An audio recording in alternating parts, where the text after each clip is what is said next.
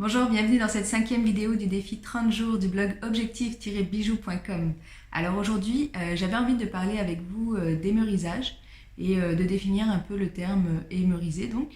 Parce que quand on commence la bijouterie, bon bien sûr on entend tout un tas de nouveaux mots dont on ne connaît pas la définition et c'est pas toujours facile en fait de s'y retrouver. Et émeriser, à mon sens, c'est un des premiers termes qu'on va apprendre parce que ça fait partie des techniques de base de la bijouterie. Alors, en fait, émeriser, ça signifie tout simplement, en gros, sabler le métal, si on veut. Donc, quand on va faire un bijou, on va commencer par scier une plaque, par exemple, scier un motif dans la plaque. Ensuite, on va aller limer pour enlever les traces de dents de la scie qui se sont imprimées dedans en fait, et puis pour arrondir un peu plus ou rendre plus droit parce que des fois on ne scie pas toujours à la perfection, surtout au début, c'est normal.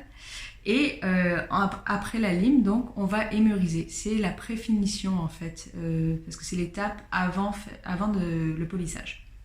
Donc l'émérisage, il va permettre d'enlever aussi les traces laissées par la lime parce qu'elle aussi, elle va en laisser. Alors l'émery en fait, ça se présente sous forme de papier émery. Comme ça, et il y a des grains plus ou moins fins, donc en fait plus le numéro est élevé, plus le grain est fin, donc là c'est quand même assez gros, et on commence par un grain plus gros bien sûr, et ensuite on se rend vers le plus fin pour pouvoir ensuite aller au polissage et que cela facilite notre polissage en fait. Alors le papier, on peut l'enrouler autour, en fait on peut en faire un cabron, donc l'enrouler autour d'un petit morceau de bois comme ça, et là ça va permettre vraiment de l'utiliser comme une lime.